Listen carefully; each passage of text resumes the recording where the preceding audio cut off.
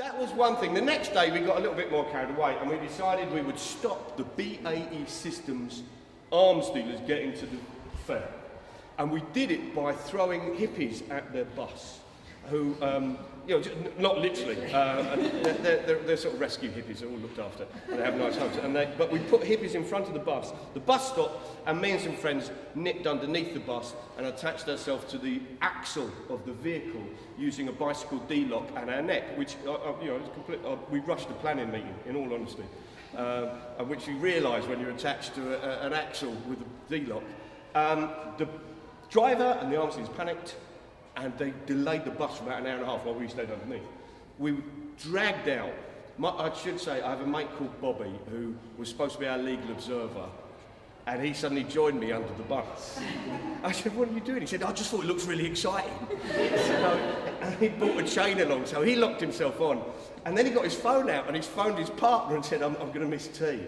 So, we're under the bus. We've called out. It's the first time I'd ever been properly arrested. And the police, I was very, very nervous. And the police started walking away. And there's about 4 vans and about 40 police officers and a helicopter. And it was right by the River Thames, so there's a motor launch in the Thames. And as we pulled out, the police officer said to me, who was arresting me, he said, "It's all for you." And it was my one moment of bravery, and I just said, "What, all of it? Why have you got a motor launch in the Thames?" He said, "You might try and make a break for it." And I said, "I'm a fat dad, it's not Free Willy. Get a grip." But I was very nervous. I was taken round to the van, and my mate who was in the crowd that had gathered round got his camera out and goes, "Quick, clench fist, clench fist." And all I could manage was like, So I was put on the bus, and the officer was very sweet. He was very kind, the officer sitting next to me, my arresting officer, because he said to me, "Is this your first time?" And I said, "Yes."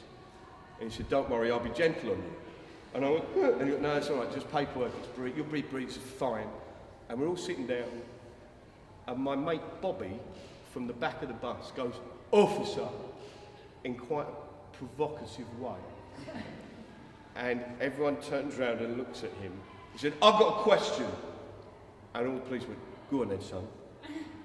"I've got a question, it's a hypothetical one, which means in theory. So we know what it means, son." "I've got a question, and it's this. If somebody phoned up the arms fair and said, 'There's a bomb in the building,' would it technically speaking be a hoax call?" Now, at this point, my kind of like record collection is flashing before my eyes, and I suddenly thought we were going to go down forever. Now, we were arrested and we were processed, and you do your fingerprints and your DNA and all of that kind of stuff.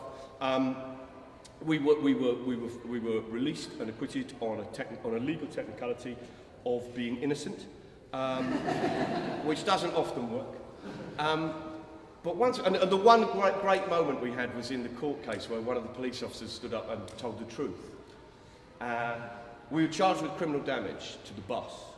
It was quite hard to see how we could have caused deep gouge marks in a bus's axle with our neck. And I didn't really, I was quite cross that they'd fabricated this offence. But we were acquitted because a legal expert came in, a bloke who was an expert on buses, and did an assessment and explained how there was no damage. He couldn't see any damage, but he also explained how the police officer in these situations, without getting the van inspected in a proper environment, without proper lights, would have been easy to make this mistake. So he gave them a way of getting off.